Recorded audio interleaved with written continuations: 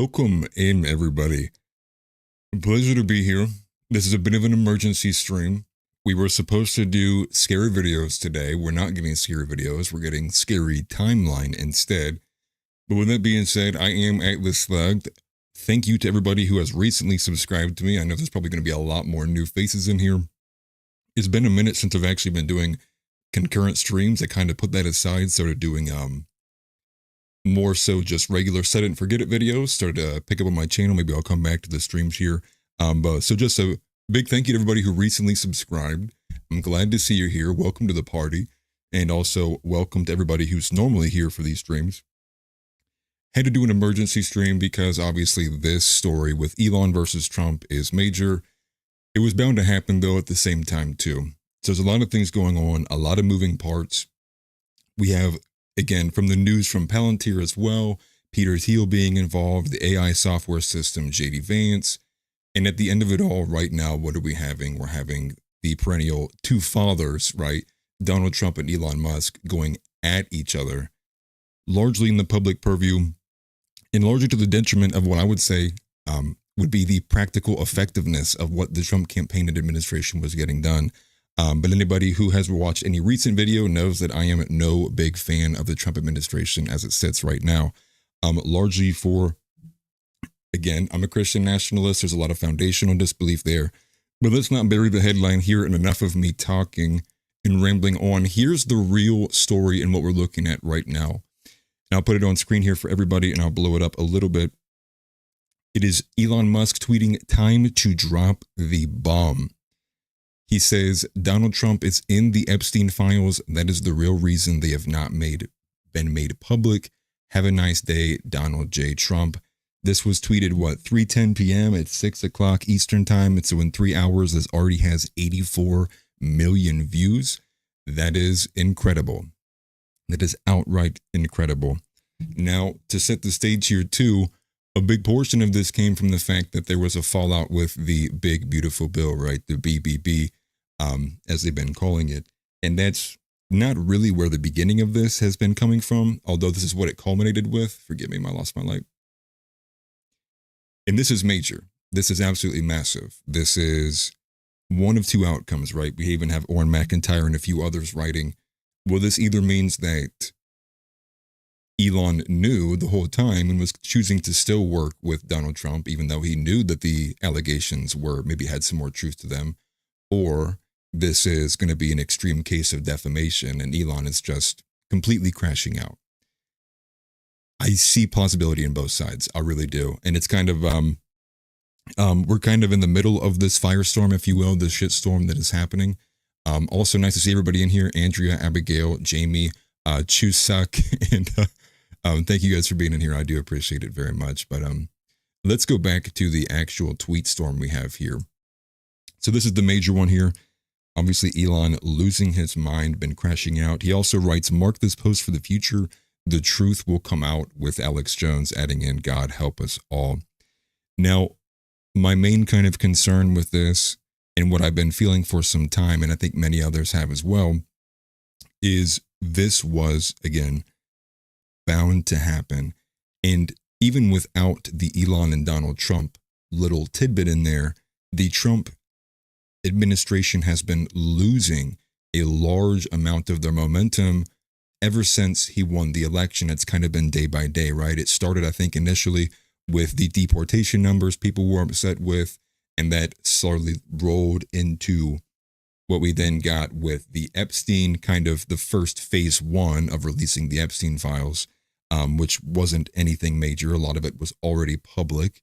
A lot of it was already known, and it was more so kind of a PR kind of thing to get it out there and be like, oh, look, wow, Trump admin's doing crazy, good, transparent things. And I believe that was the talking line there, right? The most transparent administration ever seemed to be what was parroted from there. And then you get into the more recent timeline with Kash Patel and Dan Bongino. Now, I believe it was Kash first.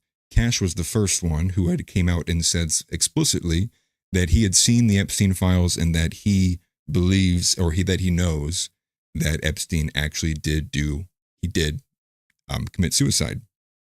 And then you get Dan Bongino in the duo kind of interview where they or both sit together and they both corroborate each other's stories there.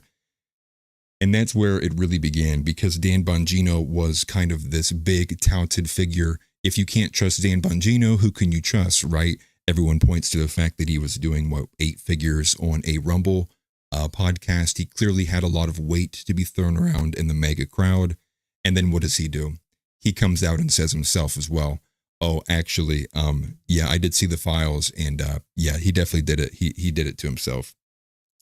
Which, if you put it back into perspective, which I think Tim Pool might have actually covered this the best, although I do heavily have a disdain for Tim Pool, he posed a hypothetical to, I believe, David Harris. This hypothetical that he posed to David Harris was, what if what they were shown was actually so damaging that it could throw the entire, economy, it could throw a bunch of things into chaos. It could basically destroy the political environment. It could destroy the economy. I mean, it could destroy what we know and as America sits today, which kind of, I think about it as an accelerationist, and that doesn't sound too bad. And so the hypothetical there being, what if Trump is on the list, right? Or what if, it is literally every Forbes 500 CEO, CFO, all of these major figures? Because what do you do then, right? I mean, that would collapse the top upper management, the elite class in America. What would that do? What kind of scenario would that do? And Elon Musk with this tweet here kind of corroborates that. And it makes a bit more sense as to maybe why Dan Bongino and Kash Patel said the things that they did. And many even point out how Dan Bongino looked like someone was holding a photo of his family in the other room. And it got me thinking too, especially with this. And I think most people, as they're viewing that post in particular, and I'll put it on screen again for everybody who might be coming in now, when you accuse somebody of something like this, especially as Elon Musk, I don't think he's an idiot. It makes me think there's a lot more truth to it. And now you did have Joel Webbin come out and say, what if he is on the list, but there's a spectrum of being on the list, just an implication versus being on the list because you did unspeakable things. And I do think there is truth to that. There is a spectrum there. And Elon Musk has just been going crazy. I mean, let's just go through Elon Musk's timeline to really get an idea, because he's been going nonstop. And I think it was generally about 4 hours ago with this pen post here. Elon Musk was writing, is it time to create a new political party in America that actually represents the 80% in the middle? And no, that is outright unbelievably retarded. The real thing, and here's the thing, that's what both political parties are right now. Both political parties are, I guess less so the left, but largely, let's just go to the Conservative Party. The Conservative Party is exactly what he's proposing here. The Conservative Party is the party of compromise. It is known in the recent 4, 5, 6, 7, 8 years, known as the Big Tent Party, and largely being driven by people and figures like TPUSA, which compromised a lot of majority conservative values in order to first appeal to a lot of libertarians. We got a lot of libertarians. And then secondly, to appeal to a lot more of the classical liberals, right? Bringing in like the James Lindsay types. And then, I guess maybe even on a lesser note, like the Tim Pool types. And that's what MAGA already is, right? MAGA already is and was positioning itself to be the party of the American people. And now it does have base level, what I would consider not even conservative values, right? Because it runs on things like men are men and women are women. But I wouldn't say it's a conservative value that's just like a commonsensical thing. Like majority of all societies through all of human history recognized these ideals, even on both sides of the aisle. So it's hard to say recognizing a objective biological fact is a conservative value. Also, I do see some more people are coming in here. Thank you very much for being here. What's up, world? And again, yes, at 7, around 7, I will be jumping ship from here. I'll be moving over to the Jar Opener podcast for about an hour before I got to sign off and take care of my daughter. But wanted to get ahead of some of this stuff while I could. But away from the party here, and let me make sure I can make this a bit easier for you guys to see. Hopefully maybe this is a bit better. Maybe at 200%. Yeah, it's perfect. And also, any issues with audio or anything, guys, let me know. Just throw it in the chat. Also, actually, this is huge because I do want to do this. If there is anybody who is in the Discord or isn't previously, hopefully I put a link in the description. I might not have, though. I apologize if I didn't. I would like to do call-ins. I'd like to hear from people who are in the Discord who would actively like to tell me what they think about the overall situation. So with that being said, I'm going to make sure I pull up my Discord here. Forgive me, I apologize, guys. And I'm going to put a small window here. The idea here, if you are in the Discord, you do want to join, you do want to call into the show and let me know what is going on. That is in the Discord and the jar openers. If I didn't put it in the description on this live stream, just either look up the jar openers podcast or go find it in one of my previous videos. It should be there. And just join the green room. If I see you, I'll swing into the call-in show and we'll pick it up from there. Okay. All right. But with that though, and let me know too in some way I can be notified somebody made it in there. But with that though, we'll go back to Elon's timeline to get an idea here. And I guess I could link the Discord, couldn't I? It's actually a great idea. Fantastic idea, Christopher Zen. I think that's who said that. Let me make sure I grab the right invite here. Let me make sure here. Apologies, guys. I did this at like the drop of a hat, so major apologies for being very disorganized. I'm usually actually not this disorganized, believe it or not. But let me put it in here. Oh, that's right. I got to bring up the chat again, actually. Sorry, guys. Hopefully that goes through. I know YouTube is a little weird with the links there, but I just put the Discord link in there. I will be paying attention to that as we go through this. Let me get this off the screen, though. So we have a bunch of reposts here. We have Elon. He's bringing up old videos that we have here from previous instances, everything we saw that was already previously smeared with Donald Trump. Now, again, the crux of the issue comes back down to the most recent thing, which is the big, beautiful bill.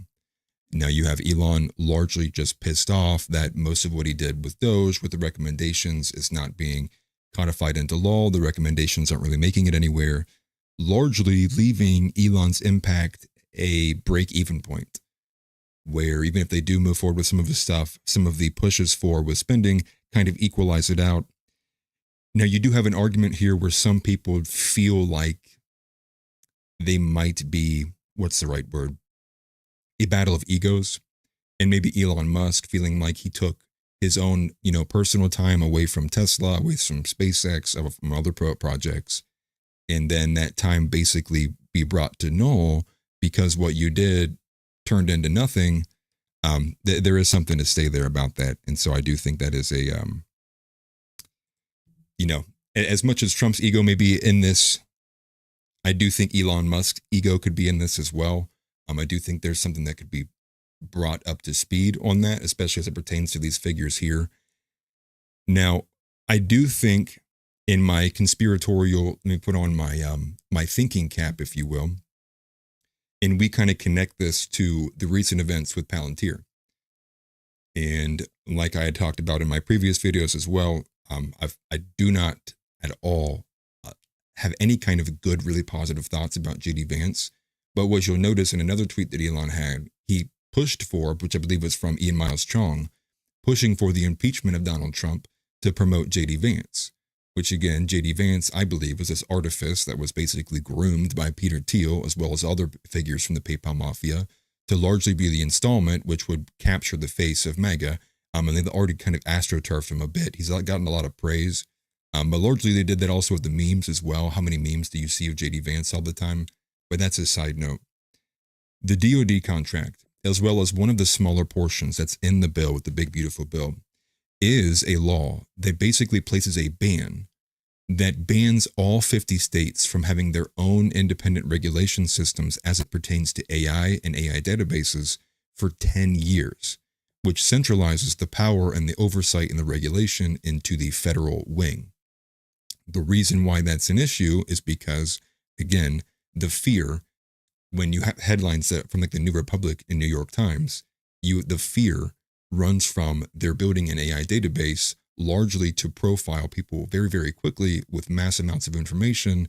And we would in turn get something similar to what we see talking about at length from China, which is the social credit score system. And part of the reason why these fears are actually brought up is because when you look at other individuals that are involved in the creation of Palantir, as well as Peter Thiel himself, You have the famous instance of Alex Karp, which I believe was in a CNBC interview, where he's talking about they're proud of their products, which is PG, which was Palantir Gotham, which was a AI product made from Palantir that they used in Europe, which they brag about how much they used that program to quell political dissent of the far right in Europe. And everyone knows the far right literally means nothing here in America, the same way that Nazi means nothing, the same way that racism means nothing, because the moment you see something you don't like, it's insert one of these things in there, and that's what people go and target at. But with that though, I'm sure I should check my Discord. I am all over the place. But it is nice to see you in here, Christopher. Much appreciated. And also thank you, Tix, for the shout out there. And again, I know it can be a little intimidating, if you will. But I'll try to keep the Discord off screen so people aren't getting any kind of personal information put up there. But with that, I'm gonna make sure I can kind of catch up on chat a little bit. I'm sorry, it's kind of flying compared to normal. Let me just go back to a couple of these here. So Samyaza also writes, a third political party wouldn't change a thing. And I totally agree. Libertarians can't even get over double digit in support. And then they're just a mock-up of a bunch of just druggies, as well as people who might be the sovereign citizens. And you can see when they pick, what was it? Was his name Chase Oliver? This like massive pride parade, like twink guy. It's like, that's the face of the Libertarian Party. It's like, yeah, count me out. I don't want nothing to do with it. And they really don't have any, their only value that they share is they don't like laws. But it's not about the same things. It's all about like, this guy wants his weed to be deregulated, and this guy wants his, property to be deregulated, and this guy wants his, the agriculture to be deregulated. And it's like the only parallel there is the fact that they are in agreement of deregulation, but all of these different environments. So it's really not even much of a parallel, which is why you have a ticket of like Clint Russell, and I forget the other guy's name, versus Chase Oliver, right? It's like a true libertarian versus a guy who wants to deregulate, gay stuff. It's like, it's super weird. And he's like pro COVID and pro mandates. It's so odd. But catching up on a couple of these, Christopher Zen writes, the only reason the tech bros got involved in the election was to save their industry, not the country. And Elon knows it now. He was used and he used them. Work in a whorehouse, get effed. And I agree. I do think there is like some of the sentiment here. And I also kind of think as well, on that same note, like Grok is being developed, right? And it's not like, and maybe he does, at least as far as my knowledge, I don't think he does.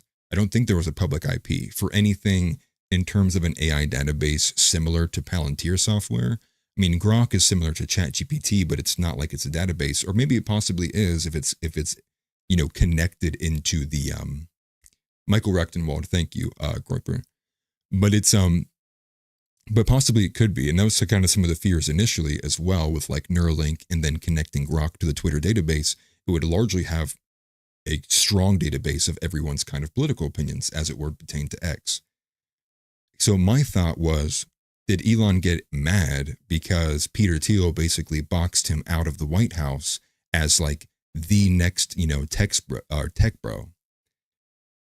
Maybe, because it would make more sense if Elon was developing something behind the scenes that would, parallel what Palantir is. But at least I'm not aware of that, so I kind of don't throw that in there. But I do think it comes back to a bit more of the ego thing with Christopher Zen bringing that up, right? Which is that like, he feels like he got used. And even if you want to give him the most charitable interpretation, it would be like he felt like he wasted his time and that he was lied to.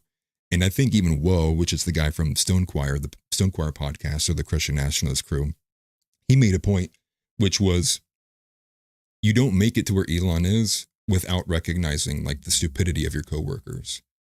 And I think roughly it's probably like he was super excited to get hands on, and then that quickly faded. The rose tinted glasses fell off as he realized all of the people in Congress who would have to like, negotiate with and talk with are a bunch of sleazy, filthy, disgusting, degenerate individuals, and they're also retarded. So you combine all of that and you're like, oh dude, nothing's getting done. And you're telling me I could have spent 3 extra months working at SpaceX. Now again, I am no major Elon fan, right? Like I do view Elon also as being an extreme kind of PayPal mafia individual as well, right? We saw the way that he values GDP over the quality of life of Americans. So this is also like, what side do you take here? Because I do view largely his disagreements over the big, beautiful bill, I agree with him on. But at the same time, as it comes to any kind of the social fabric of any of Elon's positions, I disagree entirely. So it's just like a weird thing. And if I can find it, we'll go to the Thomas Massie little interview that he posted. So I'll actually put that on screen here. I'll catch up in chat here in a second. But Thomas Massie, and apparently in an interview from March, and I caught this just ever so slightly from his page, he posted this and he actually like basically predicted that we were going to be on this track where everything would meet. So I'll put it on screen and I'll air it up. Like 40 seconds long here from Thomas Massie. But he basically writes that this was inevitable, that you don't land rockets backwards or get cars to drive themselves by suffering fools gladly. So kind of similar to what Woe said here. So go ahead and play it. Make sure the audio's okay. And let me know if you guys can hear it. And if not, let me know too. That's a real untold story here. And I think we may be on a collision course.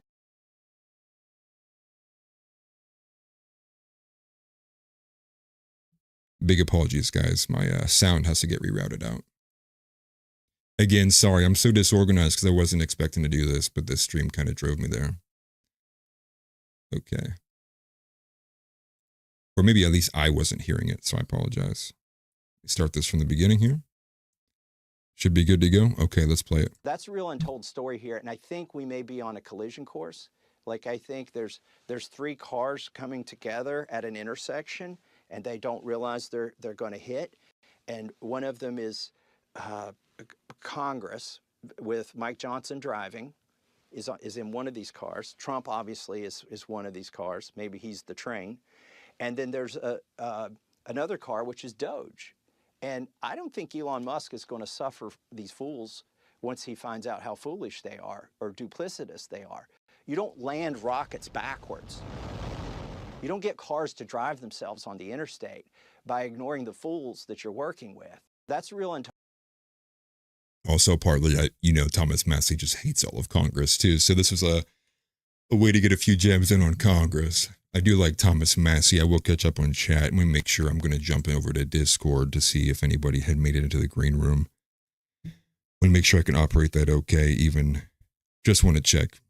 And so that was obviously like, I love Thomas Massie. And in terms of the Epstein stuff, that's one thing I would actually like to revisit while I have it fresh in my head, is the running idea that a lot of people believed that the rebuttal, I guess I should say, is they don't believe that Trump is actually implicated with the Epstein files because they thought the belief is that the Democrats would have released it because they would have used any ammunition they would have had against Trump to soil his name. But the rebuttal to that rebuttal, which I actually agree with, is largely if you were to go down that path, you would give extreme validity and confirmation to the fact that the Epstein list is real, and there are a lot of big figures on that list, which would in turn spurn people and the people of this country to want to see the full thing unredacted, to want to see more of what was on that list. And so it makes me think there could be a possibility that in all reality, Donald Trump is actually implicated on this list, and the left wing and the Democrats chose not to take that route because they knew many on their side as well would be implicated in the full downturn of the complicances there. So something to think about there. I'm going to catch back up on chat here. Let me see what we're saying here. Let me make this bigger. Let's see. Let me make this so much bigger. I apologize, guys. It's just going to be easier to read it off the other page. Okay, let me get back to it here. We have Abigail Shepard says, neglecting work to scroll Twitter and listen to this live. How about you? Yeah, glad to have you guys in here. I appreciate it very much. Make sure you definitely smash the like button. As always, it helps me a lot. Tix Bomber writes, centralizing banking to destroy Bitcoin is exactly why they are doing it. We've all been in a national database constantly updated since the release of the Patriot Act in 2001. And I have seen that argument as well. People saying, all in all, why be worried about Palantir doing it? We all know there's already one there. And I don't know. In terms of the full reach and spectrum of what Palantir software is capable of, does that match up with what may already be there in terms of an archaic archive kind of database which may lack the kind of intermingling engagement abilities between interfaces to kind of spit out and change and edit information and all the different kind of bells and whistles that Palantir may come with.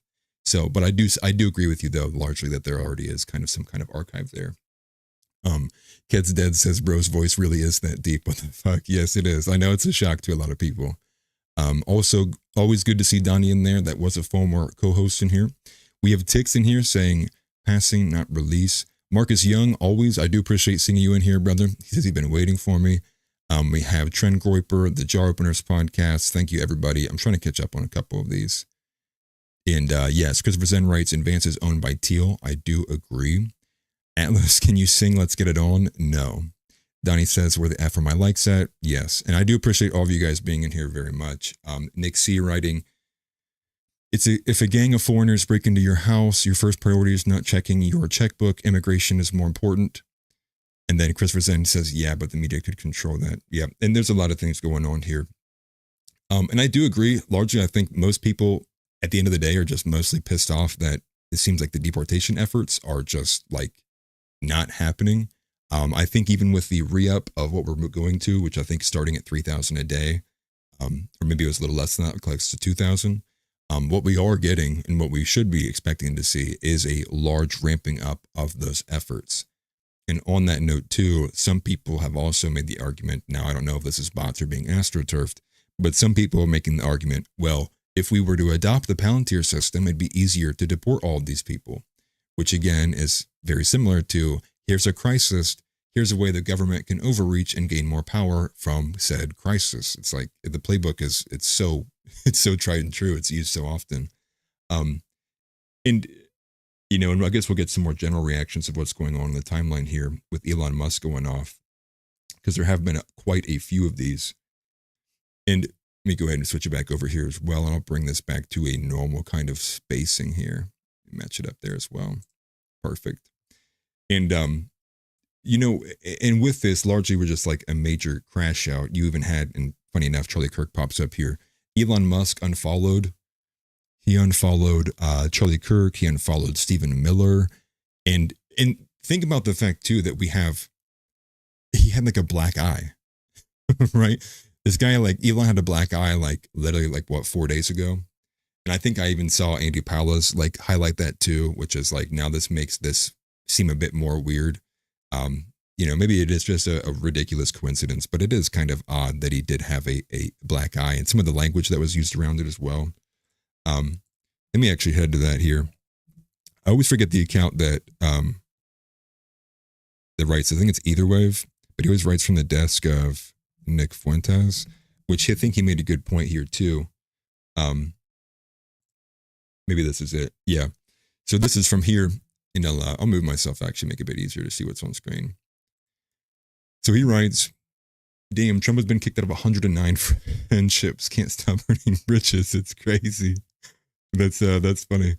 I didn't see that one earlier. But this is the one that I wanted to go to. Not to be conspiratorial, but last week Elon appeared in the Oval Office with a black eye.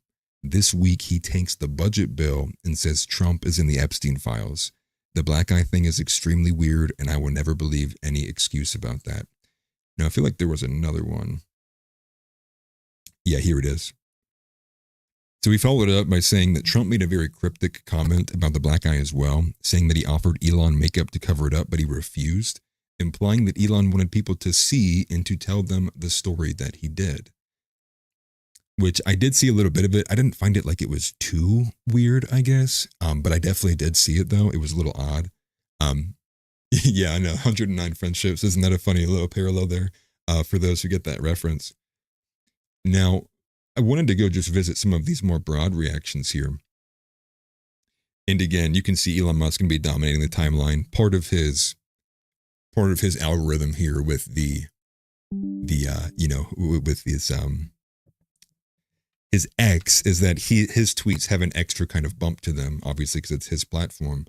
The Ashley St. Clair tweet was actually hilarious as well. I'll visit that here in a second. But again, the timeline's just flooded with Elon Musk just basically crashing out. And you're getting all these funny memes, right? Of, this one's of JD Vance. like he's watching his parents fight. I thought Milo had a great one. Milo had a fantastic one, actually. For anyone who's familiar, Milo Yiannopoulos, former homosexual, which I said former homosexual, and people got mad at me in my last video. Apparently, he still lives with his husband. I guess I don't really follow him up that much, to be honest. Maybe he is, maybe he's not. At least I've thought that he's been making attempts to do that. Let me look this up. Yeah, here it is. Yeah, I knew that was going to go viral. He says, "You see the kind of mess it makes when there are two dads." That was hilarious. Dude, I was dying.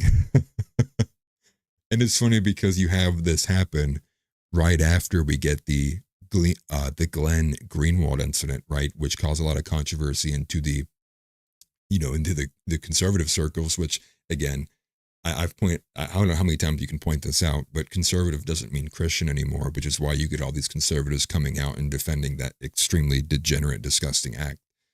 But it's funny. I thought it was a great tweet there too. And the other one that I thought was funny as well, at another side, also kind of comedic, is from Ashley St. Clair. Now I think never e-girls, by the way, always, but she did have a funny tweet. And she writes, "Hey Trump, let me know if you need any breakup advice." Like, and I've seen some funny tweets about this, right? E-girl challenge, not make anything about me impossible. And again, never e-girls. This also is a weird kind of thing to even kind of talk about, I guess, or trying to get some clout back off of. And also she's unmonetized too, so like this popular tweet does nothing for her besides impressions and put her name back in the ring. It's just so weird. So what we have here is let me get back up on the chat here. We also have I figured out because I can't see that and my eyesight's miserable, but I think I can see Beghart writes, "Imagine if Nick was president. He'd hire 100 people, then fire them the same day because of the most minute perceived slights." That is true. He probably would. Well, I don't know if he'd be that erratic, but I could expect him to be a lot more executive and a lot less willing to play games. That's for sure. House Leotardo writes, in response, Elon Musk announces the decommissioning of the Dragon spacecraft, the crewed cargo carrying vessel that has American astronauts to the International Space Station. Which is a great point, House, because we should go to actually some of the stuff that Donald Trump has actually said in response. So let's go to Donald Trump truths. And normally for anybody who's here for the first time, I would have all this in an outline. I just, at the drop of the hat, I left work and wanted to stream it, or was done with work, I should say. But let's find some of these Trump truth socials. So here's one of the first one here, actually. And so he writes, Elon was wearing thin. I asked him to leave. I took away his EV mandate that forced everyone to buy electric cars that nobody else wanted, in parentheses, that he knew for months I was going to do. And he just went crazy. Now, this did lead to exactly what House put in the chat there too, which is the fact that of the bloat, let me write this, Donald Trump cut Elon. Which I'm trying to remember the exact wording of what he had said. There it is. Good old Luke Rudkowski. So he follows it up by saying the easiest way to save money in our budget, billions and billions of dollars, is to terminate Elon's governmental subsidies and contracts. I was always surprised that Biden didn't do it. So Trump has clapped back. This is obviously not a one-sided dispute. We even had Mike Johnson running around with the tail between his legs, like, I just talked to Elon. We were good 5 minutes ago. It's like, bro, you think Mike Johnson's going to give a call to Elon Musk and Elon's going to be like, wow, Mike, thank you very much. That was very insightful. Like, no, dude, you are a swamp rat. Put the phone down, and you should have worried about fixing the bill before you sat on it for like 100 days. But with that, though, let's go revisit back the Elon timeline, because the whole Twitter timeline is dominated by this right now. So here we go from Permabola from 40 minutes ago. Another response to Elon. Trump writes, Elon Musk, or mediocre Musk, is constantly high on ketamine, always making promises he can't keep, not to be trusted. He wants to go to Mars. How about you go back to Africa? I hope that's real. It's not real. I should have known it's not real from Permabola. Okay, everybody, that is not real what is on screen, but it is funny. And it did remind me, because I do want to actually bring that to people's attention as well, because Steve Bannon, has called for the deportation of Elon Musk.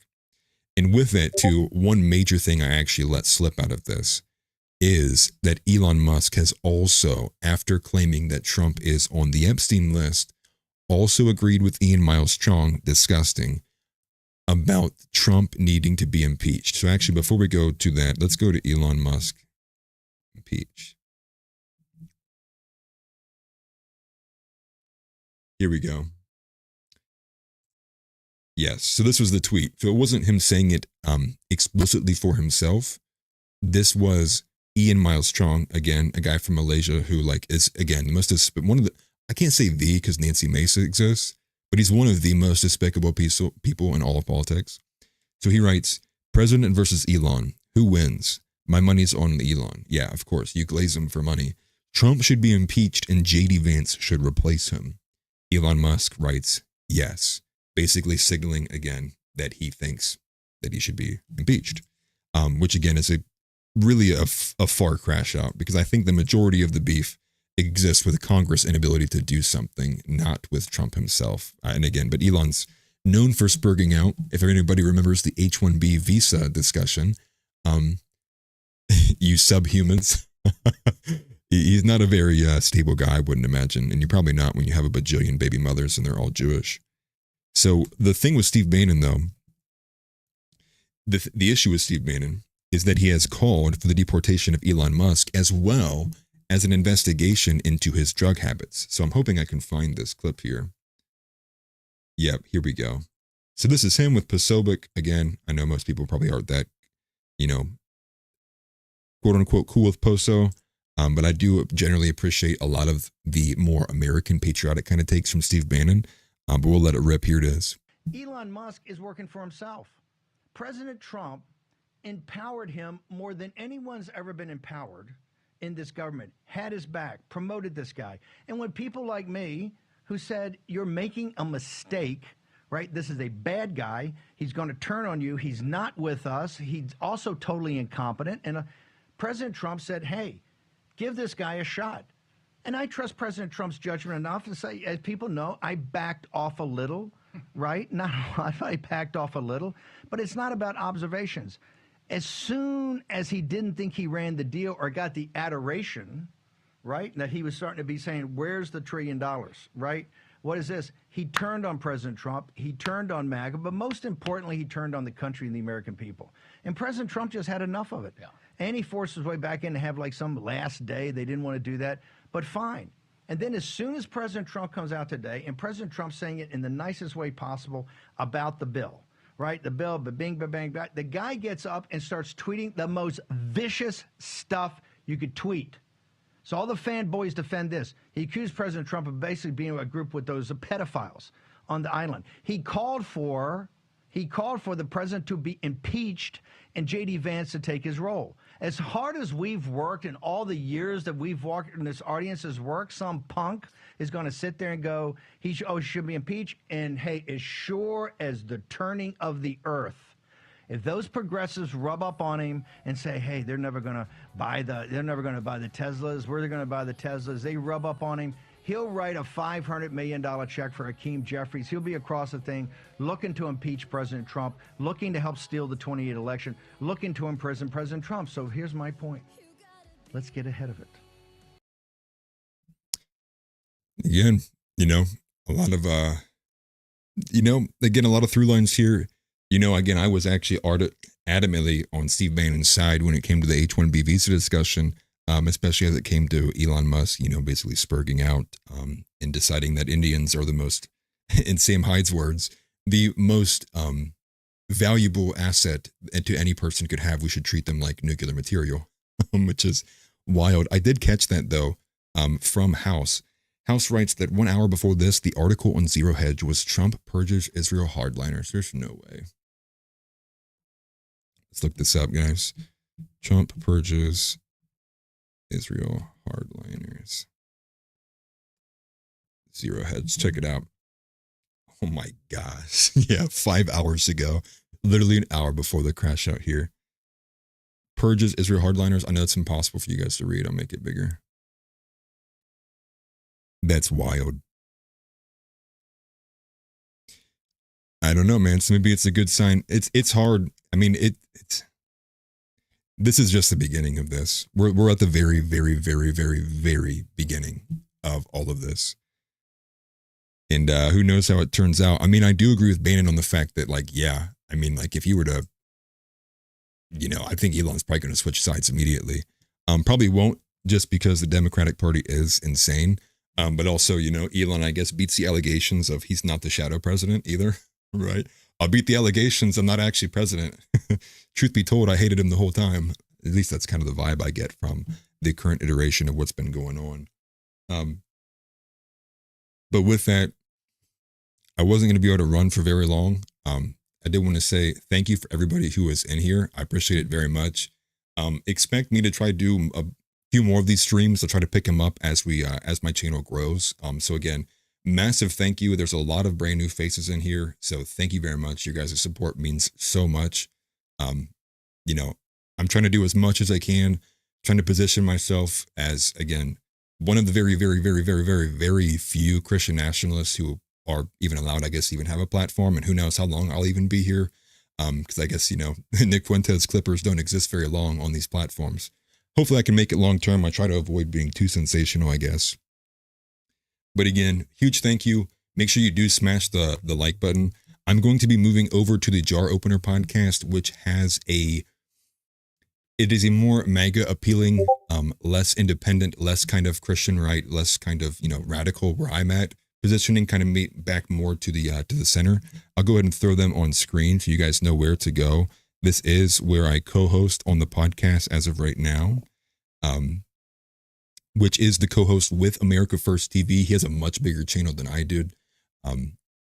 World runs America First TV. They got about like 30,000 subscribers. We joined on a team together here with the Jar Openers. This is the channel, and I'll put it on screen here. This is where I will be going. The Jar Openers podcast, again, 113 subscribers. So we just started it recently. But we'll be starting at 7. And again, you can see the countdown there. I'll probably be a little bit late as well. And with that too, even if you don't want to follow me over there, expect tomorrow, I'll probably have to follow this up again too. We'll see. Christ is King, as always. Thank you, Abigail. I did want to get back to my fun, scary video stream, but if this is going on, I'll probably have to push that off until maybe later in the week or on the weekend. So expect maybe some more Elon and Trump content, but also the big project I will be working on is I'm going to be working on building out a explanation video on Project Esther, and it will be what is Project Esther, so I can largely explain what's going on there too. But again, maybe try to catch some more of this high volume search material here with Trump and Elon, and we'll see what kind of news stories come with that as well. But again, thank you everybody for being here. I appreciate it very much. Is that a dig at Andrew? No, I like Andrew Wilson. But again, thank you very much, guys. Take care, and I'll see you in a couple minutes if you come over to the Jar Openers. Also, nice to see you, Extra Crispy. Again, sorry it was so short-lived. Expect more of this in the future. But again, Christ is King. Put women back in the kitchen. Deport Kash Patel. Let's save this country. And I'll see you guys on the Jar Openers. Take care.